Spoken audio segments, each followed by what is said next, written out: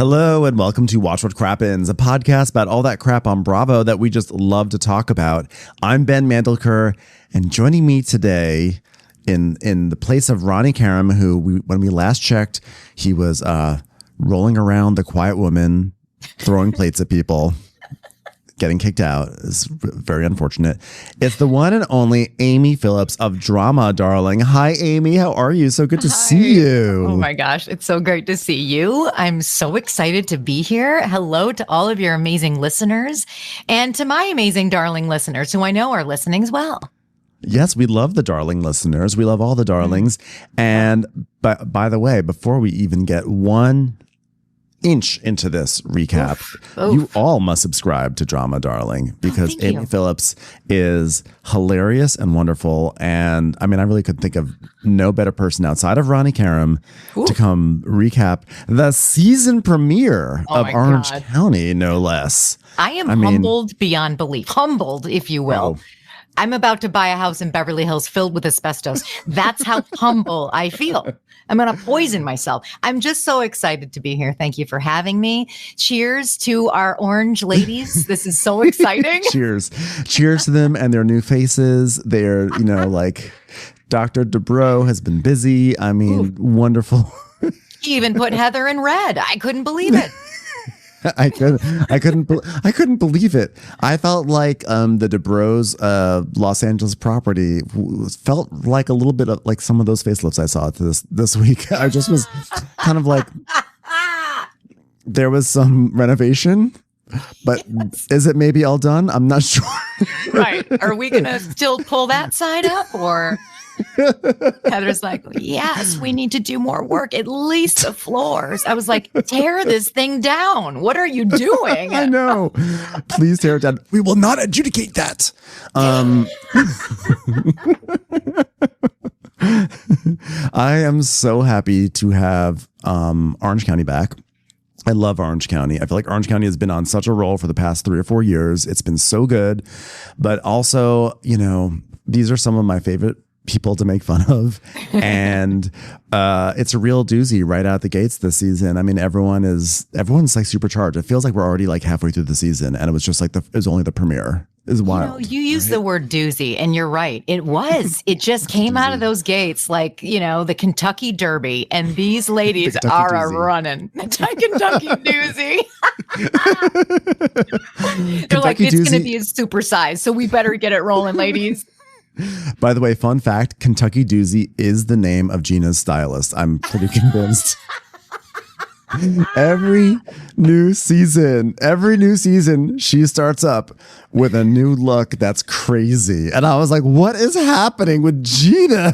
Real estate look. I gotta look good for the real estating. Yeah, she's also becoming much more Catskills than ever before. Well, I think you guys should talk for once or twice. You gotta get to the bottom of it. No, her voice is like a roller coaster. You don't know. It goes up.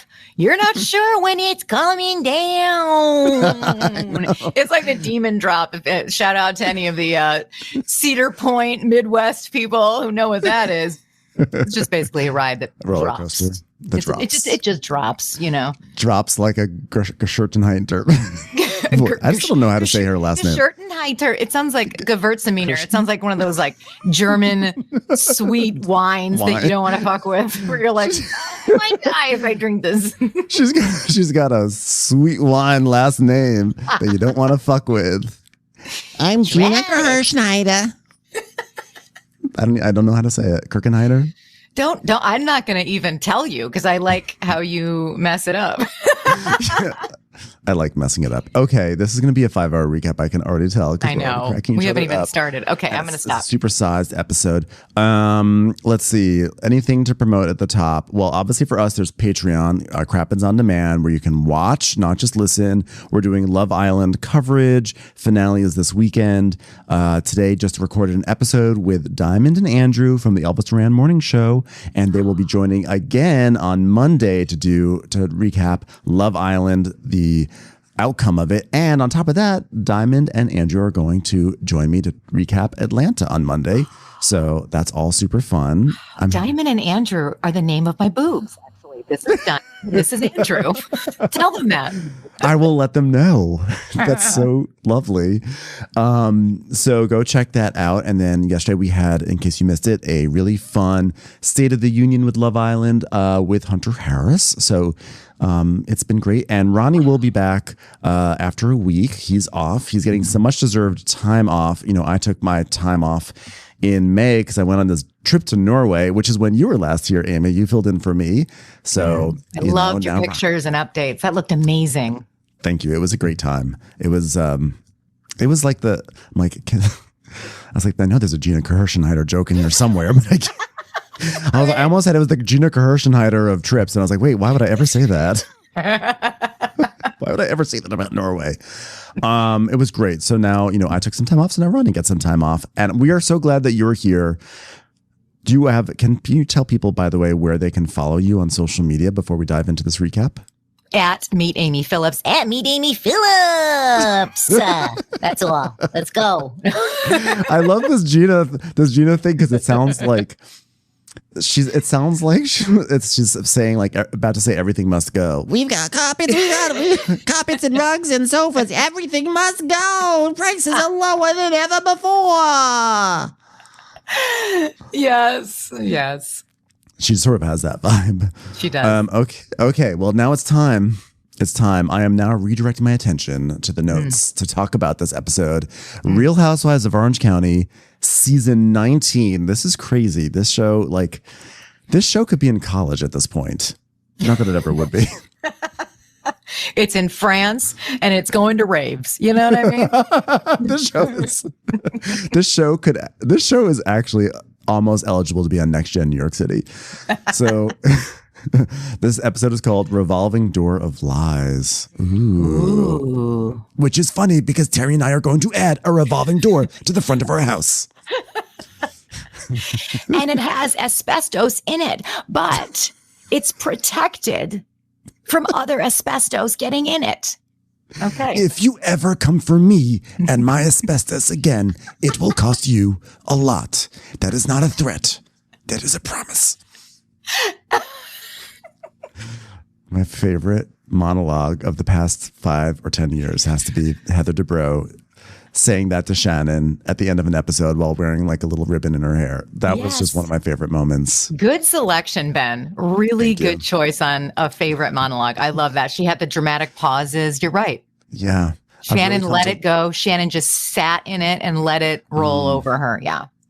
There really is some value in casting Real Housewives who were in theater club, because when they have their big moment, they really know how to take it. Like they've practiced it in the mirror.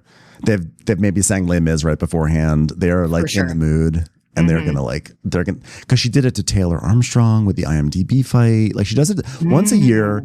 Heather finds someone, she puckers up that mouth, and then she just rails into them. Wow, you're right. I never even clocked that. I wonder who it will be this year. I'm gonna have to say, I think she's gonna take another go at Katie. Based on the way that they're all going for Katie this episode. You know? Yeah. So we begin and we see like a little teaser of what's to come, which is basically all of them taking a polygraph, which is exciting. It is funny. Was the cast trip in like North Korea or something? Were they like, you know, like there's like a room on the border there. Like were they in that border room and they're like, why are you here? Why are you in this country at the moment? Yeah, the producers are like, so ladies, this year we're going to send you to a questionable area. Just go with it. Well, if I can do some healing, I'll be for it. So we see Shannon's in a new house, and she's getting some treats for Archie. I love that new house. Thank God she's out of that old one. I couldn't wrap my head around that. I was getting claustrophobia. Yeah, you know what's so funny? I have a mental block on what her old house looked like. It was like the post John Jansen house, or was it was during the John Jansen. It was like nautical, right? It was like a fridge area in a hallway. Yeah, it was just odd. staircase right in the middle of everything, like staircase, kitchen table. It was just a lot of. Yeah, no, it's time for a new house. So we see like this split screen of like her and Tamra, and they're both like Shannon's offering Archie something to eat, but then Tamra's offering Eddie something to eat. Oh, you shady producers, editors. It speaks to the duality of their lives. Like, gosh, these women are fighting, but like they are dealing with the same struggles every day. How to feed the men in their lives. Yeah, how to feed the furry animals in their lives, Maybe Tamra will get another man just to help keep Eddie, more youthful, just like Shannon got another dog. Yes. She'll get another. Just that way they can keep company. He doesn't get sad. He needs a friend. He doesn't get into my business. It's disgusting. Oh, wait. You know what's funny? I take it all back. I'm looking at the notes. I misread it. Tamra is also feeding a dog. She's not feeding Eddie. Shut up. She's feeding her dog named Rugby. Wow. I like your edited version better. We'll keep it at feeding Eddie. I could see Tamra offering to feed Eddie and him being like, no, thanks. No. He's full of charisma. Yeah, he is. At all times. I can't get enough of it. Yeah, he's insatiable. So then we go over to Gina, and she's listing something in Mission Viejo, and she's with Travis, and she's like, okay, I want you to be in the video a little bit. Okay, can you get in the video, Travis? Because nothing's going to sell a house like Travis, right? Talk about charisma. I mean, the secret, Barbara Corcoran built her empire on Travis cameos. He sure did. She sure did. Shout out, Barbara. Shout out to Barbara Corcoran. So she's like, yeah, okay, come over here, because like, can you do these moves? Can you walk around the kitchen island? Because this is an important move. Okay, look at me. Look as I walk around the kitchen island. And she does this move where she sort of like glides her hand across the kitchen island as she sort of circles around it. Would that move the needle for you think? Absolutely. I mean, I love, taking my finger and just gliding it across a nice piece of marble and hearing someone's voice be like, this marble is from one piece in the quarry. Do you like it? I don't know. This is 100% authentic Italian Carrera marble, and you could have it for the low price of $960,000. Starting offers now. Click the link in bio. I also like that she's both sounds like she's a salesperson, like advertising a sale, but also perhaps a ghost too. Like, be careful. Be careful of the kitchen island. It has memories. Whoa. Could you imagine if we got haunted by her? Oh, it'd be kind of a delight because it would not be scary at all. You'd just be like, just give me a cup of coffee while you're moving around my kitchen translucent. Like, it would just be a ghost that burdens you with too many of its emotional issues. Like, I feel bad. I was like talking to Abraham Lincoln, and then he like went off to talk to George Washington, and I was like, what? I'm like not good enough for you anymore. And then it turns out that he was like talking to all the bloggers about me, and I was like, I thought we were friends. I have lost all trust in Abraham Lincoln. And you're like, oh my God, can I just have my coffee? Charlotte Bronte is so mad at her sisters, and they have a lot of unpacked baggage. Get out of my house. Stop coming to my house to vent about your issues with other ghosts. And why are you with such famous ghosts anyway? Right. How did you get this access? How did you? VIP. Whoever is putting her back on the show season after season is giving her access to Charlotte Bronte. It's just not right. It's not. So I'm happy about her being a real estate agent, though. I love it. It is very fun. Like I want to see her on one of these like real estate shows, one of these high-powered real estate shows, like Selling OC or something, where they're like, I'm a boss bitch. I'm selling real estate, because I'm closing pre-certified. I found a good 1-bedroom condo that I think you'd be very good fit for. They have to slow down the music. I feel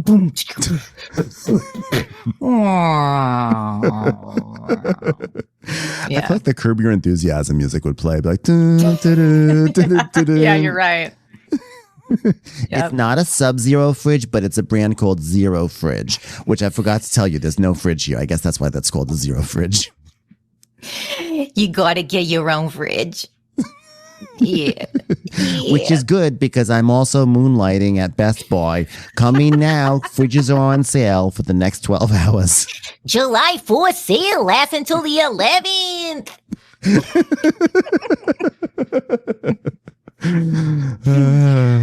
So, Really drilled down on Gina. this is what I do. I feel bad. Are you a Gina fan, by the way? Because I Oh, no, I go love hard on Gina. Oh, no, I love Gina, but I love going hard on her. Like, it's out of Yeah. love. Yeah, absolutely. Yeah. Like my arc with Gina is at the beginning of the season, she always drives me absolutely nuts. And then midway through, I say, you know what? I kind of like her. I feel bad. I feel bad. That's what she always does. Every single episode, I feel bad. And then like by the end of the season, I'm like, fucking Gina. Yeah. So that's my standard like path with her. It's your arc. And it's, so then Emily is skating with her family and Keller, her son, smacks her. Oh no, Shane smacks her on the butt. So they're up to the same hijinks as usual. They're always a barrel of laughs, that family. Those little love bundles.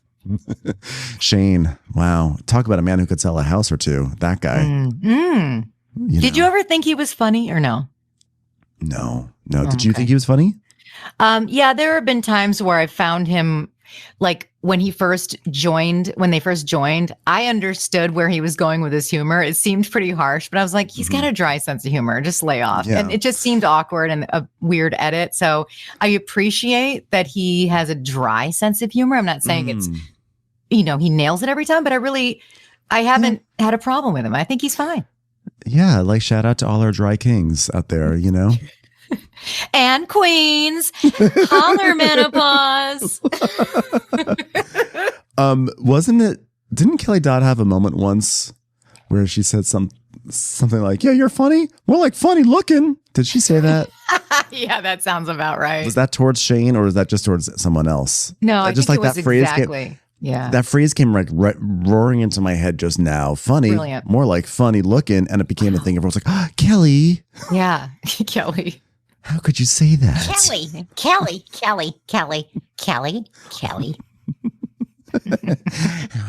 We don't talk about people's looks. It's time for a commercial. It's time for a Crappens commercial. There we go from Emily, skating with her family to the Dubrows in their LA penthouse in Century City, I believe. And they're just being so Dubrowy. Terry's like, well, it's my change with the gym downstairs. Check out my abs. She's like, oh, yes, I can definitely see plenty of abs there, Terry. That was acting. Syracuse School of Dramatic Arts. Thank you very much. There's applause in the back. She has an applause machine going. She's like, and now I will submit my tape once again for Fantine on Broadway. Excuse me. Send. That's exactly how she sends her emails. You know that. Yeah, she does. She says it. Send.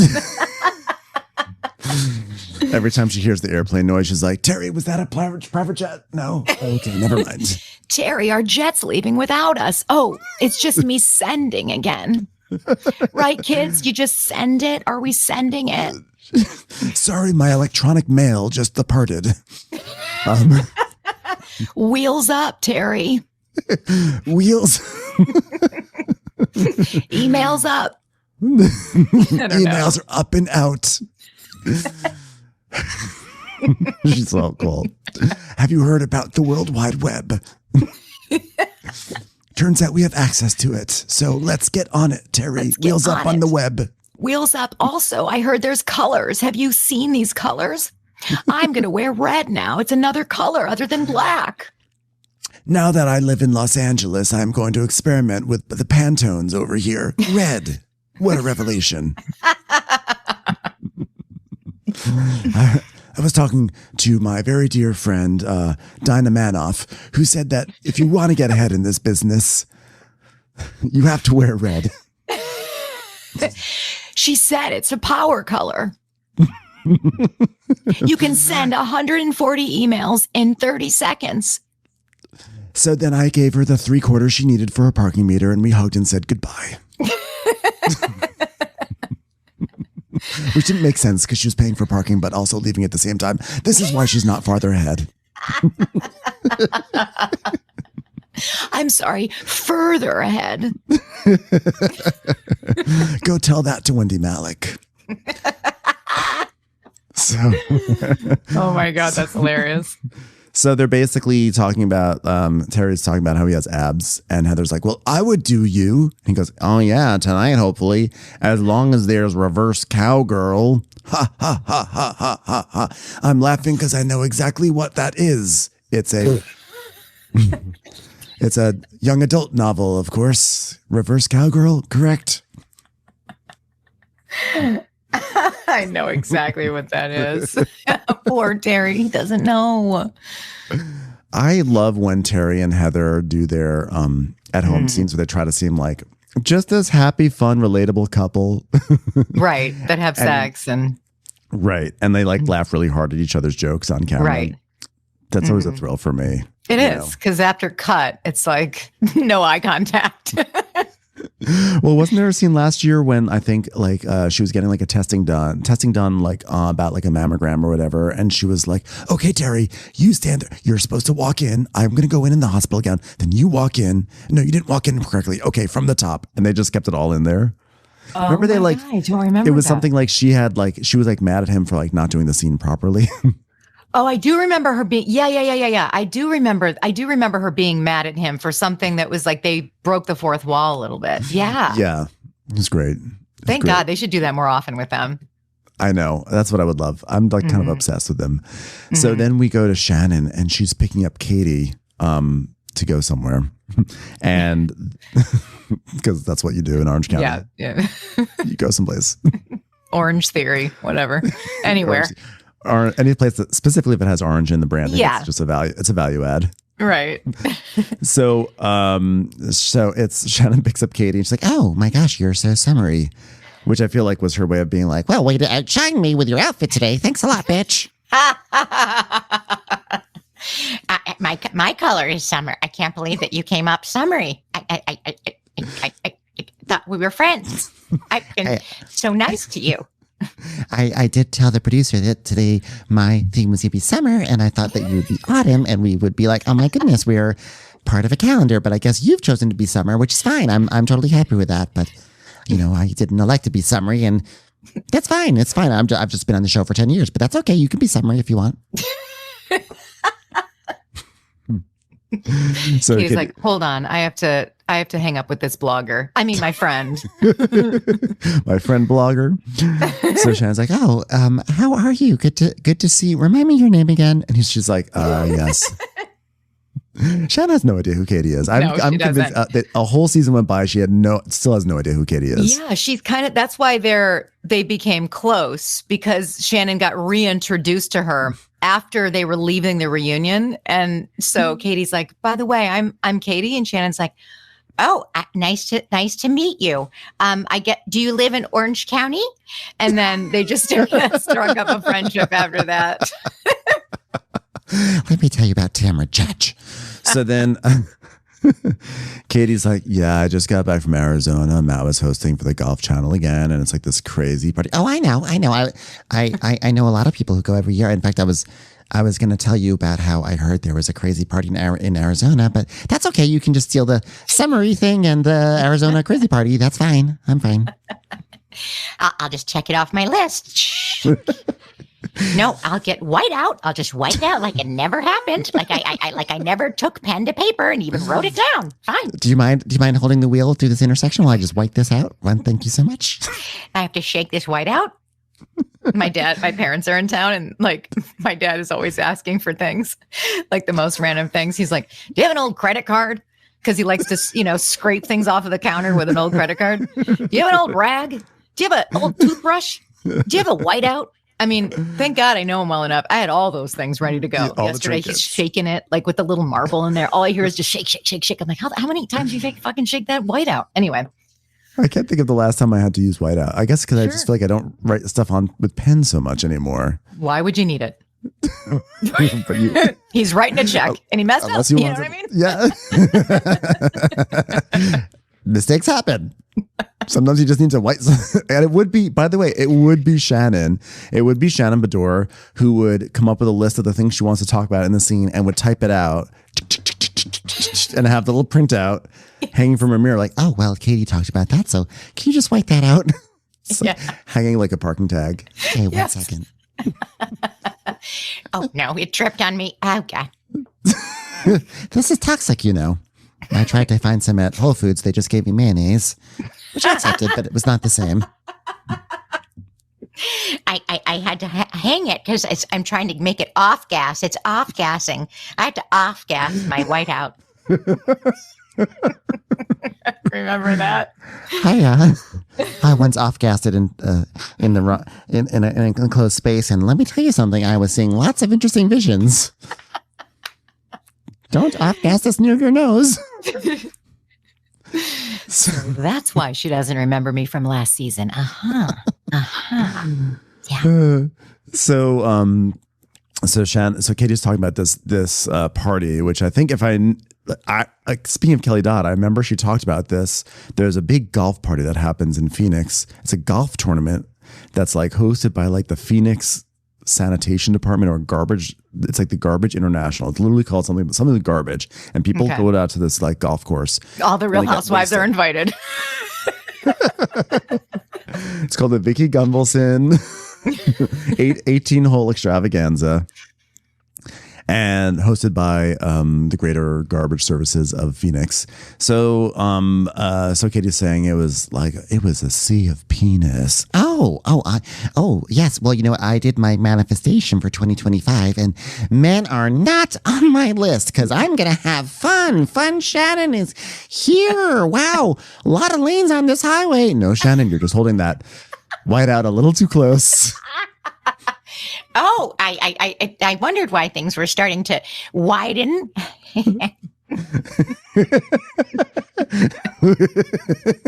I've never seen I thought they had built in those new dynamic roads that adjust the lanes as you drive. No, Dynamic roads. I was manifesting that for 2025 also.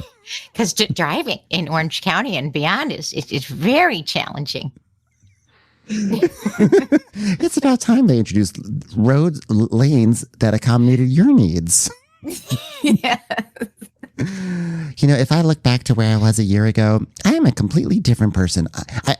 I don't even think about John Jansen at all. I mean, I did settle the lawsuit because, you know, it was more important for me not to have ties to him anymore. So we settled for $60,000. So enjoy that wedding I'm paying for. That was wild. That was wild. Yes. I was like, good for you. But, you know, John really did get a nice chunk from her. Son of a bitch. Yeah, a very nice chunk. I don't think he deserved a single dime. I'm going to say that No. right now. I'm Not going a to dime. agree. Mm-hmm. Not even a penny. Nothing.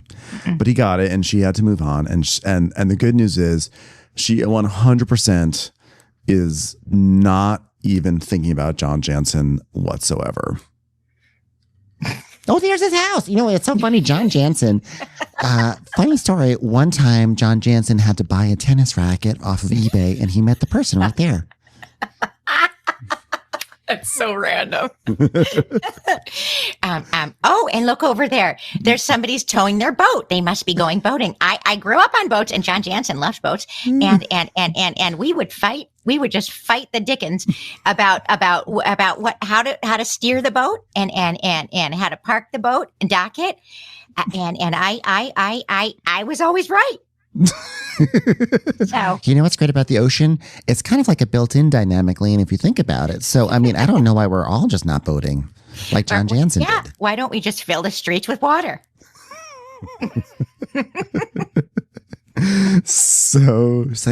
Anyway, Katie, it is right. Yes, I invited.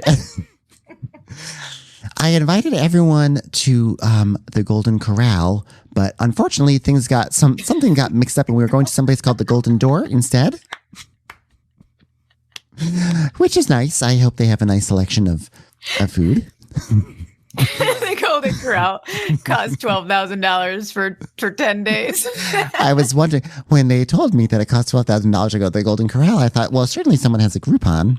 I understand that there's inflation, but this is a bit excessive. I mean, is their buffet really that great? I mean, do they have dog treats on it? It seems a bit rich for my blood. Maybe Heather Dubrow would like it, but I'm not going to pay $12,000 for a reasonable buffet. Reasonable. So she's invited everyone to this place called the Golden Door. Have you ever heard of the Golden Door before? I've never heard of it.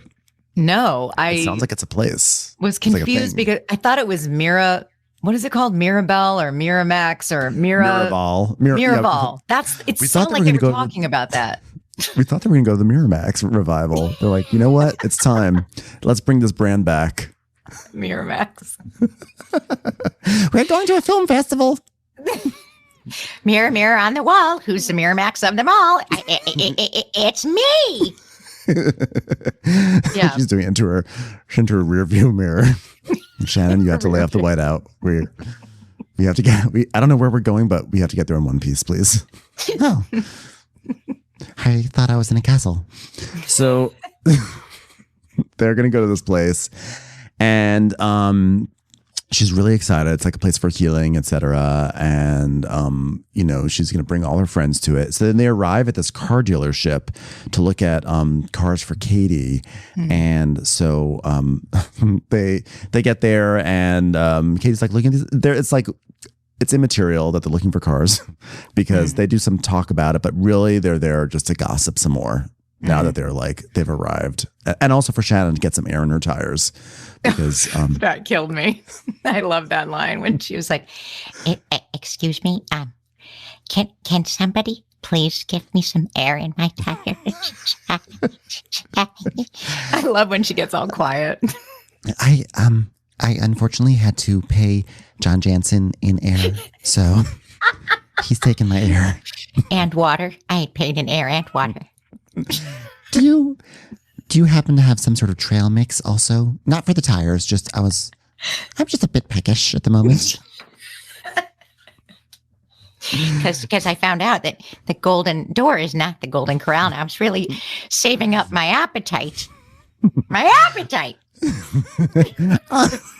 And I guess now that you have sourced some trail mix, you don't have to have any Casamigos, do you? Sourced. Your Casamigos? You do? Okay. I'll have some enchiladas too. Like, Shannon, you're turning this into a restaurant. You're escalating this. Do you have a Mexican band that can come out? I'm famished. I'm famished both for food and for entertainment. Oh my goodness. So then Katie's telling us that Shannon and I had a blast after our reunion. This was me after the reunion talking with Shannon. Ha ha ha ha ha. God, what a fun time. Anyway, Shannon and I got a little closer, and I felt like Shannon was one of the only ones to stick up for me. And then I felt like it was a real turning point for us in our friendship. And I think this is where we saw the flashback of Shannon sticking up for Katie when you had Emily being like, well, why'd you lose custody? You lost custody. That was ridiculous. We saw you lost custody. And then Shannon goes, there's a lot of investigation happening. I was like, really? Was that the best they could show? Yeah. Shannon standing up for Katie? Right. She was just saying something. It was a statement. It wasn't even anything other than just an observation. Katie's like, fine, I'll take it. I'm dying up here. Yeah. Thank you for that. Yes. So Shannon's like, so by the way, I was with Emily yesterday, which wasn't fun for either of us, but at this point I'm still fighting with Tamra, and Heather Dubrow lives some place where she's wearing red, so I'm left with very few options to shoot with. But I was with Emily, and there are certain things like, you You don't go there. You don't go there when your kids are brought up with your daughter. You just don't do that at all. You do not bring the kids into it. Hold on, I have to shoot a scene with my 3 daughters. 1 second. Stella, are you okay? Are you doing drugs? Drugs kill you. Drugs kill you. Okay, now excuse me. I'm going to go back to this whiteout here. A lot of things to erase off the list. Katie is just chatterbox.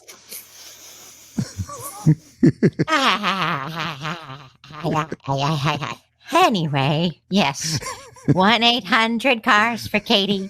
1-800-CARS for Katie. Ma'am, can you please step outside? Oh, she's crawling on the 7 series.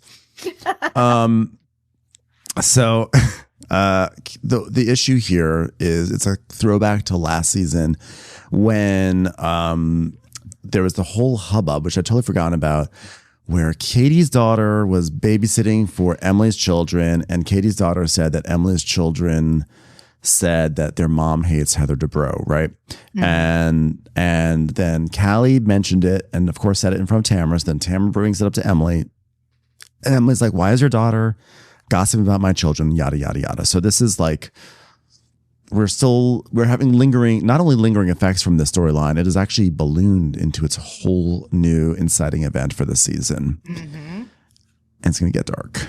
Yeah, it is. It's going to get wild. Well, not that dark. I mean, I don't know. I think it's also kind of silly, but what did you with? Oh, mm-hmm. No, I was going to say, what did you think? You have a problem with Emily bringing that up at the reunion about the custody. I thought that was bad. I thought that was really bad. When Emily brought that up, like I looked it up and like you lost custody, and she was like shaming her. And I just felt like I thought that was shitty because like Emily's a family lawyer, and I just felt like she knows that there's a lot of like nuances to those situations. Right. And like also to shame the wife and the mother in that situation felt really icky to me. I didn't like that. What did you think? I agree. I completely agree. I thought it was too far. And it seemed like she was doing it out of retribution. So yes, it just makes more sense why Katie would go low with the blogger stuff, because I think she's trying to get back at Emily. And yeah, I'm like firmly team Katie for this entire episode. I'm going to say this like straight up. I don't know if I'll stay team Katie, but as of right now, I just think that like everything that they brought up on the at the reunion was really like gross. And like Emily's like, I never said anything bad about Heather Dubrow, and how could you? I'm like, I 100% believe that Emily and Shane had conversations about her castmates, her coworkers, and the kids overheard it. I 100% believe it, and she's embarrassed and she's trying to deflect, away from, Heather's the wealthiest person on the cast, and she doesn't want to get on Heather's bad side, I think, ultimately. Right.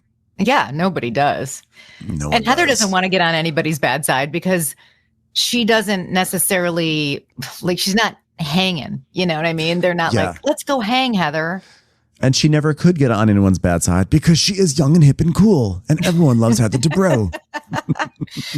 I think that after this whole blogger thing goes away and Katie apologizes for taking it a little bit too far, I think we have a clean slate, because honestly, I do see, what Katie did was wrong.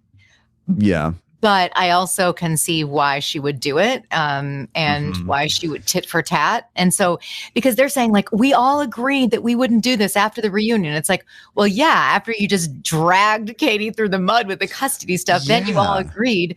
So she needed to get one more jab in, I think, before she could let it go. And now we can call it even.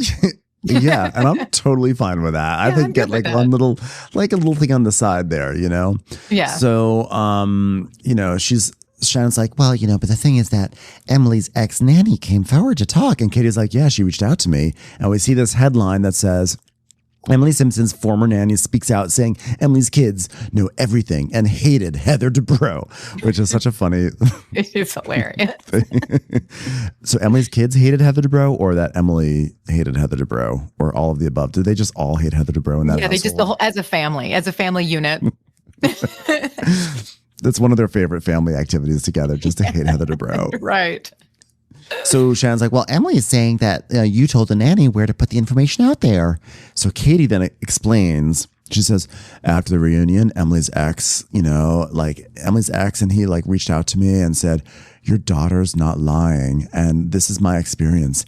And it was just like really validating. And I said, there's nothing I can do with this. So I told her, look, this is the podcast that Callie just did, my daughter. And she then reached out to the podcast. And I had nothing with any of that going on. That was nothing.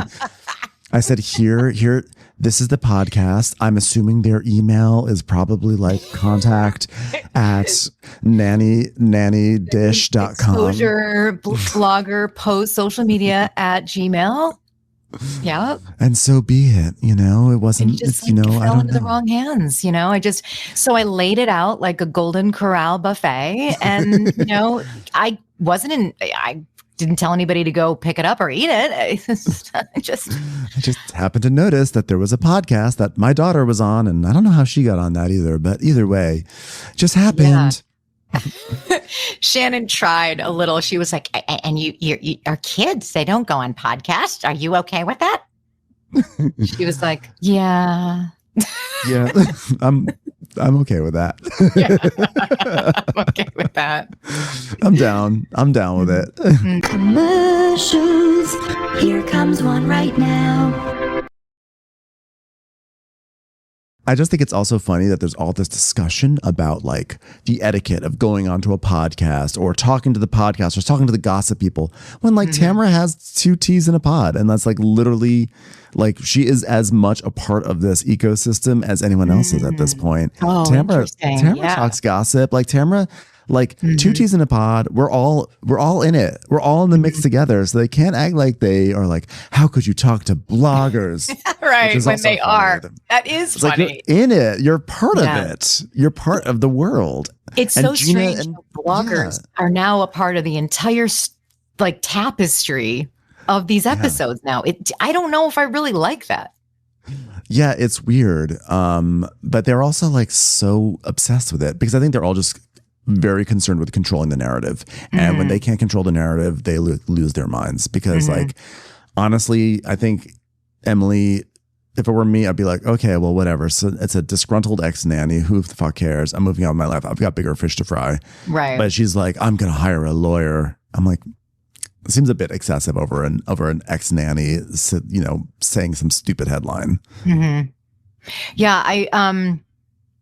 I can understand. I guess I can understand her putting a cease and desist out if she's saying stuff about her family and her kids, because when it comes to the kids, so I do. They're off think limits. They're off limits. So I do feel like if I was in her position, I would be like, yeah, you were actually working for me, and those are my kids, and now you're speaking on behalf. Like I would probably do something legal too. So Like I'll go. cease and desist. Yeah, I'll go Team Emily on that one for sure. You got to gag that nanny because she's messy as hell. You got to gag the nanny. Yeah, So- you got to gag that nanny. You gag order. Gag that nanny. Now we go back over to Gina's new house, and I have to say, Gag that nanny. Limited time only. Gag that nanny. Sunday.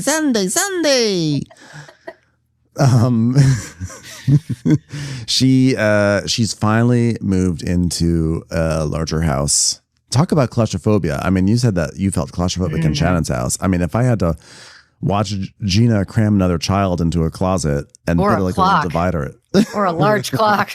Yeah. Oh, yeah. there's a lot. Yeah. She was doing a lot in that small space, but she has a very big she's moved into a house, and she had a very big moment because she went to Bali.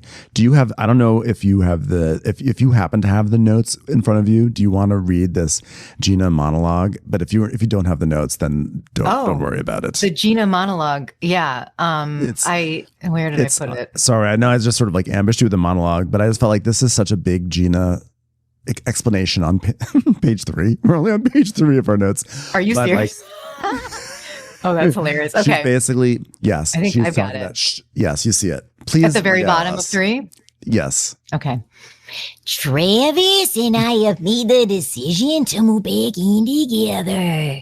There are not a lot of homes this size in my neighborhood. And last year, it was very easy to say, oh, we can afford something together because that wasn't the real issue. This is going to sound weird, but I took a trip to Bali over the summer and honestly, it was a life-changing trip. I so connected to the wind when I was there. And there were so many things. I found out that I was living with fear and making decisions out of fear. Everything happened with Travis and his ex. It really scared me. And I decided that I'm going to let anybody an ability to move in with their life dictate mine like I feel fucking free. It's beautiful. Thank you, Amy. Thank you for like giving us a moment of Gina like that. That was I don't know what it was. You really translated the emotional and spiritual growth that she felt by Yes. going to Bali. That's what Bali does. Mm-hmm. Unfortunately, it turns out Bali is a neighborhood bar and grill in Costa Mesa. With an outdoor patio on the roof, so it gets a lot of wind. very, very windy. As I was eating those mozzarella sticks, I realized, why am I living in fear? So Emily comes over and they say hi and everything. And, it's baby steps for Gina because she's like, I need a couch. I feel bad. And they just have like a bunch of Costco chairs set up and everything. So Gina's like, I gotta tell you something. Okay, I went to the dog beach the other day with Jen and Shannon, and Jen basically told me that Katie did tell Jen the nanny reached out to Katie, and Katie gave her the information for that podcaster. And I had to like literally stop and rewind it 3 times. Like I think they even put up like a little infographic so we could follow what the hell she was saying. Yeah. I still had to go back and rewatch it. That's amazing. That was an amazing moment. Yeah. Yeah. She's like, so like, it's like this girl, and it's basically like, hi, Katie, I want to ruin Emily's life and I want to talk shit about her children. And Katie's like, okay, here's the phone number. Like, go do it. Yeah, because like Annabelle's friends all have Instagram and social media and they tell her things that they read about her. I'm like, wait, now Annabelle's in the mix here? What? Right. I wonder if did the nanny have some stuff to say about Annabelle? I know. Did she trash Annabelle? I know. I thought, well, is it that it's about her brothers and what are they making fun of her about? I mean, I guess just being a Real Housewives daughter, I suppose. I guess so. Kids can be brutal. Yeah. Kids are the worst. Mm-hmm. So Emily basically kill saying, kill them all. I'll kill you. She's like, I've never felt so violated in my life. I get that Katie can't control the fact that the nanny reached out to her. However, instead of telling me or ignoring it, she connected the nanny with a podcaster. Yeah, I guess probably like the way to build a relationship would be like, hey, just so you know, this nanny is starting to sniff around, and I want you to know I'm not taking the bait. Right. But instead, it's Housewives. You got to do what you got to do. Yeah, you got to. Or you could say, hey, go on to the nanny shit talk podcast and yeah, right. Have at it. Wouldn't it have been great if Emily's like, by the way, that nanny's been dead for 4 years. You're talking to a ghost. Gina's like, oh my God, you're talking to a ghost too. Wait a second. So Emily's just basically saying, the problem is other bloggers read it and then they replicate it so that the general public can all comment on my parenting and my children. I'm like, that is true. But also, okay, I mean, you're on a reality show. Right. And you set, a big part of it is that you're talking about your children. You make us sit through scenes of taking Annabelle to modeling auditions. Right. And that's fine. That's what's going on in your life. But if you want to protect your children, you really should not be on this show. I agree. Because, I mean, every time they talk about we don't talk about the children, it's not about the children. Everything becomes about the children, really. Yeah. Because everybody steps over the boundaries.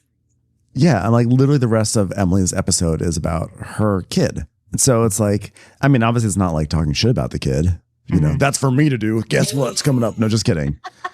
But the point is that there's a risk. There's an inherent risk about like highlighting your children on TV. And I'm not being like, well, deal with it. But like also, you know, I don't know. I mean, like, Yeah. you people can talk. Yeah. People will talk. People are going to talk. People can say things. Speaking of, I don't mean to skip ahead, but the whole thing with Emily's son's eating disorder, the RFED thing, that's really intense. I mean, I could see that, but I could see that in both ways. Like in many ways, it's going to be relatable for a lot of parents out there who have kids that struggle with this. I have heard of it, and basically, like, I could see it being a good thing for her and for people to come together as a community, but it's also difficult to see it being exposed on this show when he's so young. I go back and forth. I feel like I was actually, it's funny because I do sound like I'm sort of like all over the map here, because I actually was really glad that was profiled, because that's something I really didn't know about. And I thought it was fascinating. And I thought it was like a very real thing going on in her life. So like, I want the housewives to show the real things and the struggles that they go through. And I found it was like compelling, and I like looked it up on my phone. Wow. I just was, so I like that she shared that and she brought awareness to it. But it's like, it's just, there's something I always find to be very hypocritical about really any housewife who's like, oh my God, I don't want people talking about my children. It's like, well, but just know it can be a double-edged sword. And like, you know, we don't try to make fun of the kids because they're just the kids, unless the kids do something terrible. But it's just like, you know, I hope that doesn't come back and backfire in any way, you know, because that'll be really awful. You know, you don't want to have anybody weaponize anything about their kids. And it ends up happening in a lot of shows, you know, they really do it. They do it a lot. And then there's some people who also just like play that card too. Like if someone just mentions like the word kid and like a theoretical, like they just lose their mind. Like, do not bring up the children. This is not about it. You know, like I was talking about a goat, a kid goat, you know? Yeah. Right. So then, so back to Shannon and Katie, and, you know, Katie is saying like, you know, she was okay, you know, with Callie telling her, she's like, I was okay with, you know, Callie telling her truth, but I was also pissed. I mean, because like you talk about my custody and something that was extremely painful to not just me, but those 3 kids. And that's just not apples to apples, Shannon. Oh, well, I didn't realize we could get a computer here. So I will, if there are any apples around. Let me put this orange down. No, yes. I'm not going to put an orange down. Never, ever. It goes surprisingly well with this trail mix. Yes. So basically Katie's like, yeah, like they brought up this thing at the reunion and it was shitty, and like everything has been squashed. They bring it back up again, and I never got an apology. And like this thing with the nanny does not even compare to what they brought up at the reunion and what they aired out. So, and I kind of agree, to be honest. I agree. I do. You know? I agree. Yeah. So then Gina, meanwhile, is like, you know, I've had it with her, so I have to get this out, because like it actually is like, okay, so I called Katie to invite her to coffee because I've had it with her. I've absolutely had it. I guess this is gonna be the new. This is what Gina does at the top of the season. She just like goes hard after someone. She's like, I'm gonna invite you to coffee and I'm gonna yell at you. Yeah, because that's. She did last year to Jen. She's like, oh God, you're not paying your mortgage or your rent. Right. And I'm in real estate, so I know about that now. Legit license. Did you know that they call it to let in Europe? Yeah. I know these things. I work in real estate now. Feel bad. Now.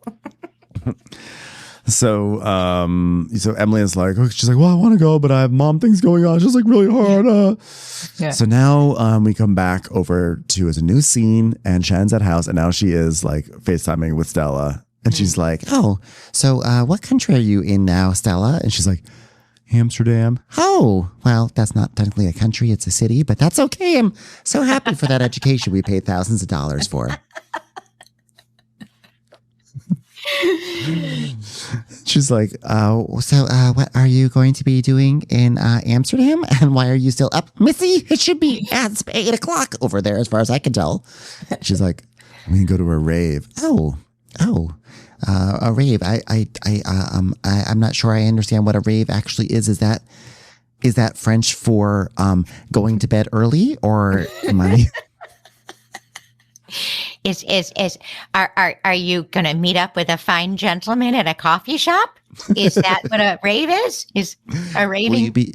Will you be writing a very positive review of an establishment, a rave? Are you getting on top of a bar and dancing like your mother on Love Hotel?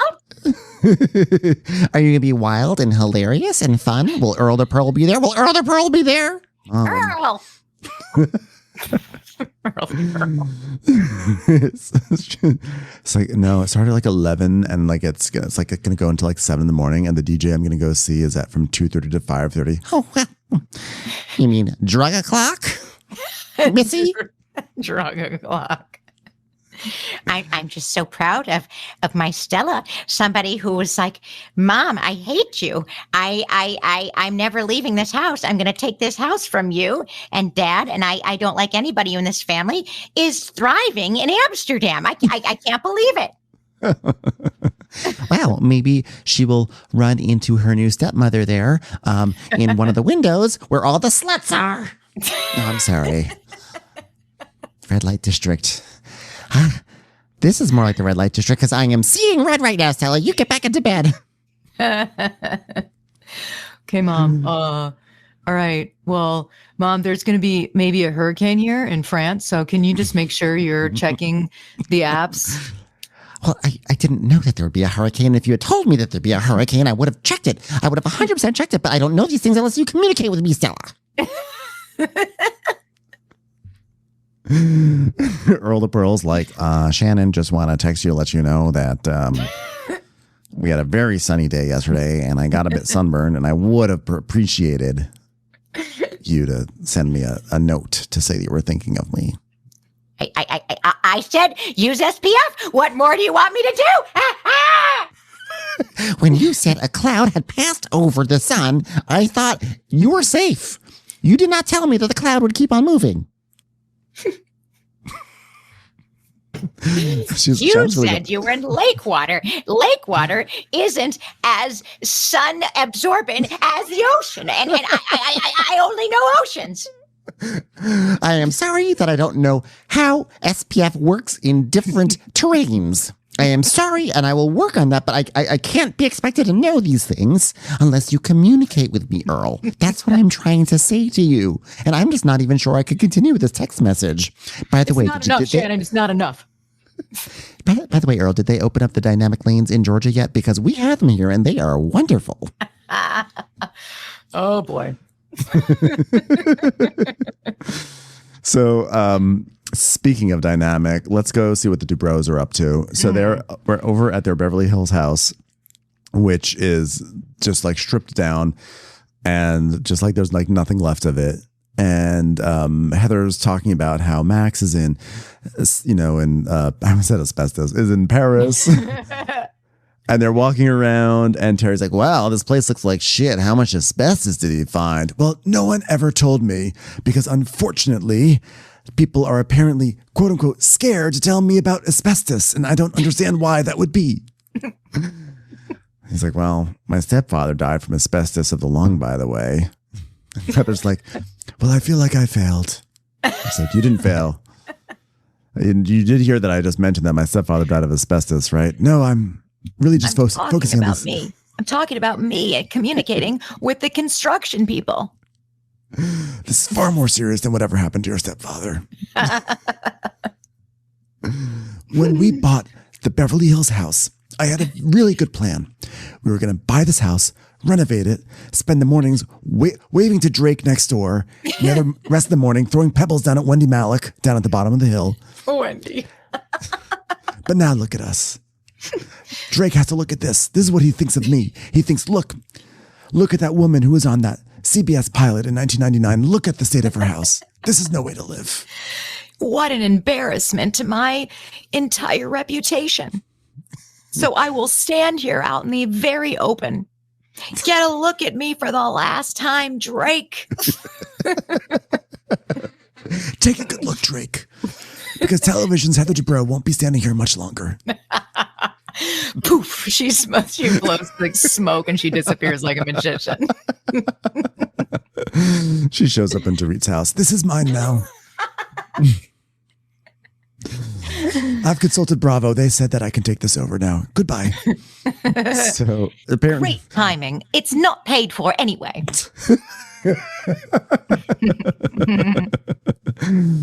They were telling me that there was an issue with the door and closing, and then it turns out they were saying for closing. Oh, a huge mistake. You can have it now. So Heather is saying that basically they bought this house. They had this plan to renovate it. They tore it, they like stripped it down, and then the contractor was like, by the way, it's going to cost $8 million more to renovate this than we originally said. So Yeesh. she had him killed.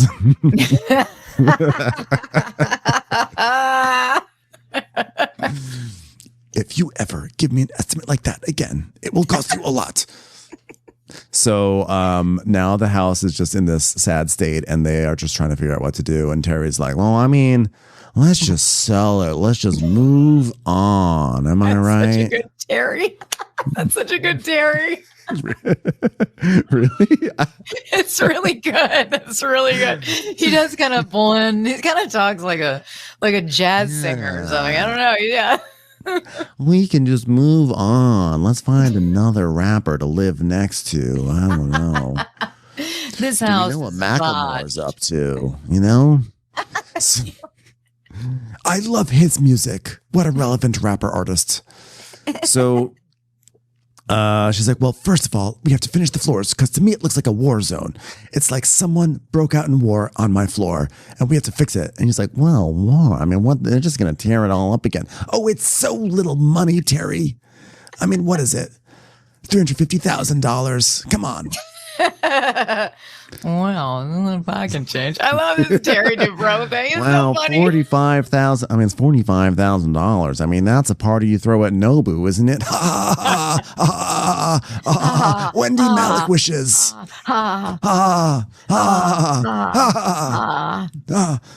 Oh, we're laughing, Terry. Terry, laugh, Terry. Let it echo through the canyon, Terry. Let Drake see how happy we are. This could be inspiration for Jake's next new jam. So I will be a guest. I will be a guest vocalist. Okay. Does Drake know that I once sang a song produced and written by Richard Marx? I think I would be a valuable person on this track. By the way, I love that song. I love that video. Do yourself a favor. Because this happened, all right? Have a nice gummy. Have a THC gummy, whatever you can handle, okay? Then go back and watch that gaggle of Orange County ladies sing that song, and you're going to trip out. It's so good.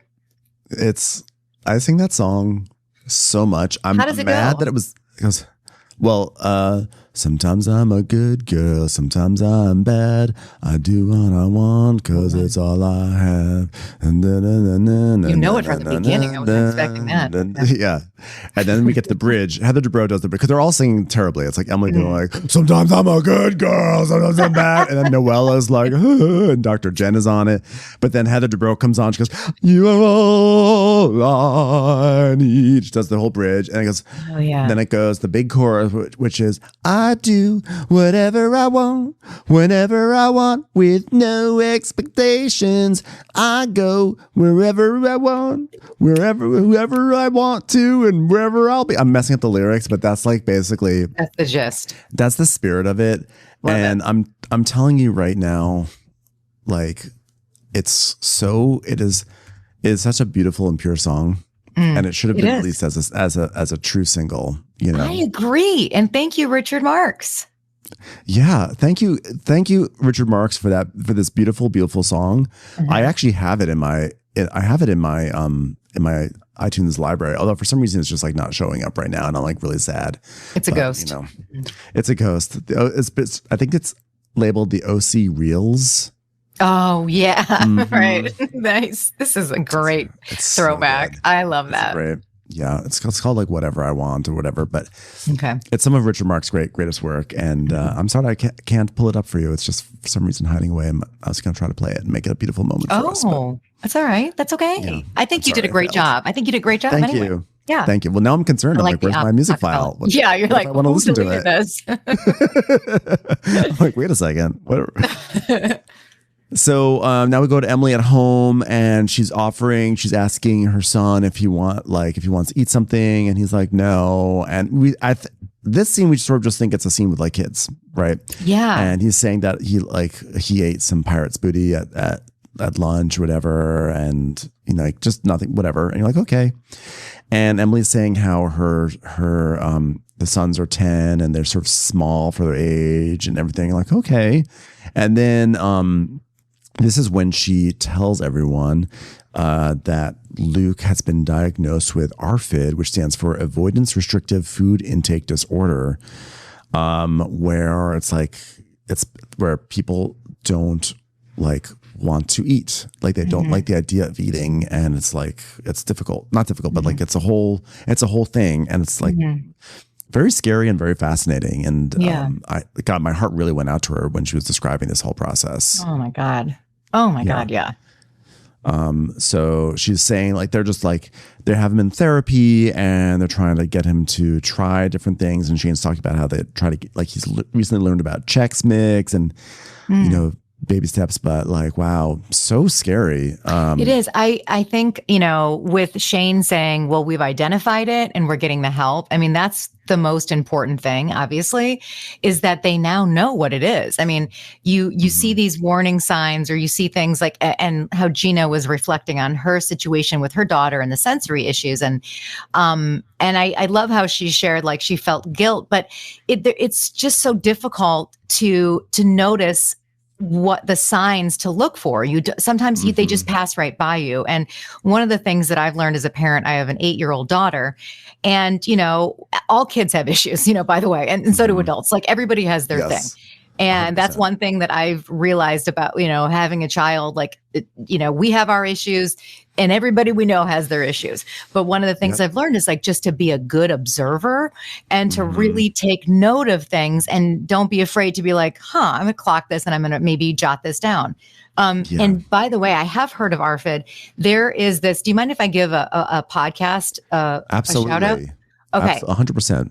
So there's this podcast. It's called Parenting Survival, Parenting Survival. And it's all about she's I think she's a therapist. I'm not sure what her credentials are, but she has several kids, and she's also a child counselor, but she knows so much about child OCD, child anxiety, kids with ARFID, all of those things that kind of meld together that can kind of cross over. And that's when I even heard about it, because I just really like listening to her podcast and learning all about this different stuff. And I was like, wow, this is such a thing. I never knew, but it is real. And when Emily's talking about it, it's nice to hear someone label it, because it's not something, like you said, that people really know about, and it can pass you by. You might not know what it is and how to help it. Yeah, I think that actually she did a great service, because there probably are parents who are like, well, my child's just a picky eater or whatever. And I have to imagine, I don't have kids, but I have to imagine that if you suspect something is amiss, there might be an instinct to be like, I don't want to, you sort of maybe go into denial, because it's actually very scary. Yeah. And the counterintuitive thing with anything, and it happens to us as adults with our bodies sometimes, that we think well, I want to ignore it, because you get this irrational feeling if you ignore it, it's not really there. And the truth is, you actually want to lean into it and start whatever treatment you can as soon as possible, or awareness. And so it's really good if it's helping, if this storyline does help other parents realize there may be, maybe there's something going on in their household that they were maybe turning a blind eye to. So I think it could be really helpful. It's also just fascinating to me. It is. It's just, really? It's intriguing. I'm intrigued to see what this journey is going to be, and what the treatment's going to be. I'm actually very fascinated by this whole thing. Yeah, absolutely. And it's just all about like making that first appointment, that just can set the course. And that's always the hardest thing to do. It's like, well, where do I start? Just go to your primary. Then they can give you to another specialist. Then they can give you, and then just the research, you got to do your research. And there's just so many outlets now. Like you can join a Facebook group that's like ARFID support. You know what I mean? Like there's just so much stuff out there now. Yeah, I think that's the other thing is like when you're scared about something going on in your body or maybe your child's body or a loved one's body, it's like the great unknown. But like once you actually get yourself onto a path of treatment or like being proactive about it, it suddenly becomes much less, I won't say it becomes less scary, but it becomes like, okay, like I'm not the only one. I can take this on. We're gonna figure something out here, as opposed to this like thing that you can't even like look at or talk about. Right. Right. So, yeah. So good on Emily. Yeah. I mean, when we grew up, our parents would be like, have a fucking Cheeto and go to bed, like they're not going to look at it, but it's a different time. Yeah. I mean, it is exactly. So Emily and Shane are dealing with that. And then as long as we're talking about mental health issues and what's going on in the body and whatnot, we then move to elsewhere in Orange County for Tamra Judge to have her therapy session. So she comes in. It's like, she's like already crying. Listen, I want to say first and foremost, cheers. Cheers. I 100%, I love therapy. I had therapy 2 days ago. I totally endorse therapy. I want everyone to get therapy. I want Tamra to get therapy. I want everyone to get therapy because which by the way, very similar situation. I was sort of scared to start therapy because it was like, so you're sort of like, I don't need therapy, whatever. And then you finally just do it and you're like, oh, this is great. Yeah, it's nothing. Yeah. Yeah. I mean, it is something though. It kind of is. It's a big deal, but it's good. It's great. It's definitely not the same. It's not the same as like, for instance, what Emily is dealing with. But the point is that like we can sometimes dig our heels in for treating things. Exactly. So I really am happy that Tamra is in therapy. But that being said, like she is so funny. Like Tamra going to therapy, like this therapy session, like I wanted to, the therapist seemed by all accounts like a totally legit good therapist. And this could have been all authentic, but there's just something about Tamra just showing up already crying, like in just full Tamra soapy melodrama that just, I was cracking up. I was like, I love this show. I also love that the therapist immediately needed to correct the fact that she hasn't been assessed for being on the spectrum. Yes. She knew what happened, already, obviously. So she was like, yeah, I understand. So we do need to get you assessed because we haven't done that yet. And, we can cross that bridge when we come to it because an assessment will be needed. Tamara's like, I just may have like got you excited on my podcast and like I was just excited to be on the spectrum. So I just wanted to say it. Just wanted to shout it from the rooftops. People are past.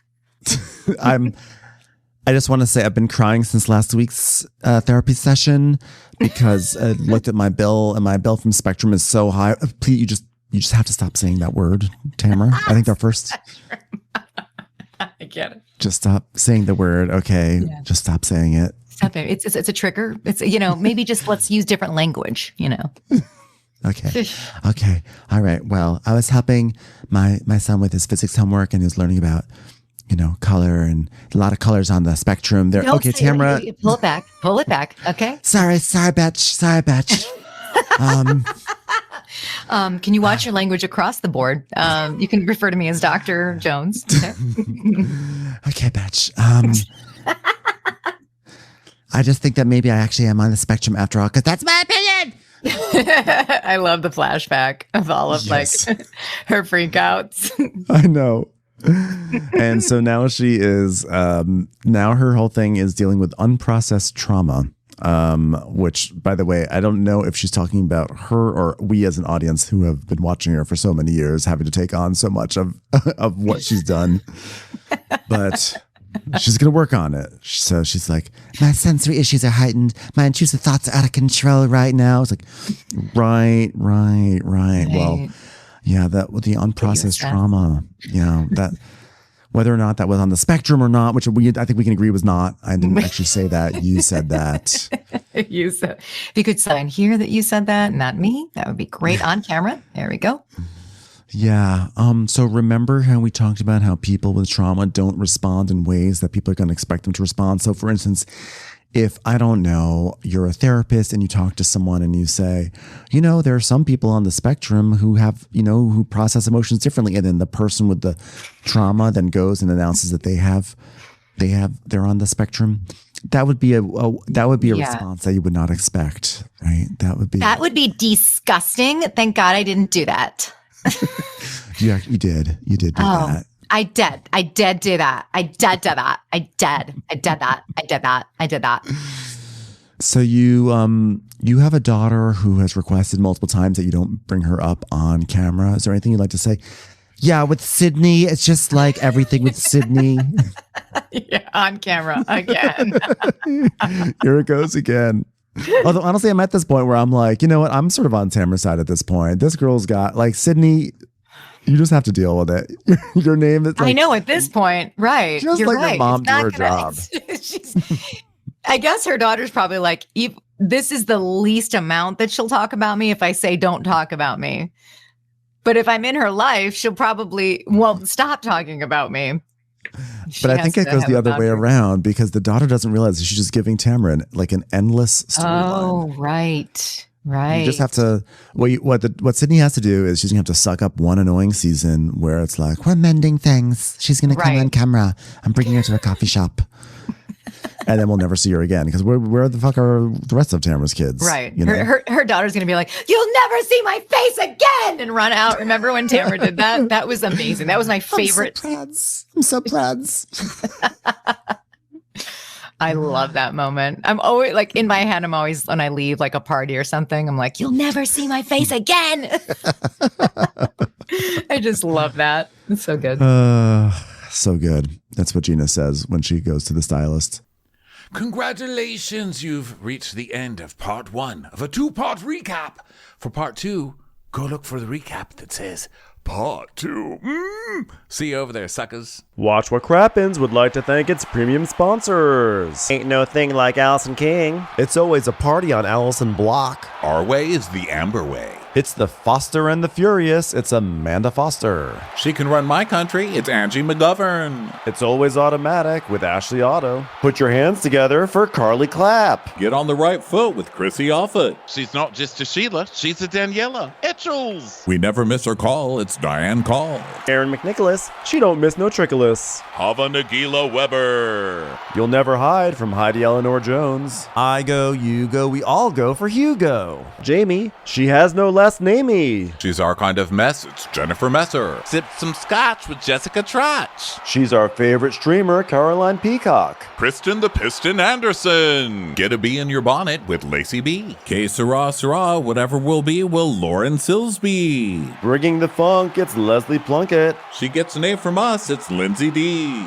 Let's give a kisserino to Lisa Lino. Fresh as a daisy, it's Maisie McHenry. We love her on the rocks, it's Melissa Cox. Megan Berg. You can't have a burger without the Berg. This is Living with Michelle Vivian. I love ya, Olivia Williamson. Tastier than Flanderson, it's Rachel Manderson. She sure is swell. It's Raquel. Yes, we canna, it's Savannah. Cast a spell with Shannon Spellman. Let's share with Sharon Eldridge. Darn Skippy, it's Tippy. The Bay Area Betches. Betches. And our super premium sponsors. She's VVIP, it's Amanda V. Can't lose when you're with Amy Baldwin. Somebody get us 10 cc's of Betsy MD. We're taking the gold with Brenda Silva. Let's get real with Caitlin O'Neill. Don't get salty with Christine Pepper. Can't have a meal without the Emily Sides. Let's go into the woods with Guy Tubbs. It's our queen, it's Queen Laifah. Nobody holds a candle to Jamie Kendall. Hail the Cork Master, the Master of the Cork, Jennifer Corcoran. We got our wish, it's Jen Plish. She's not harsh, she's Jill Hirsch. Knock, knock, knocking on Katie Manock's door. My favorite Murdo,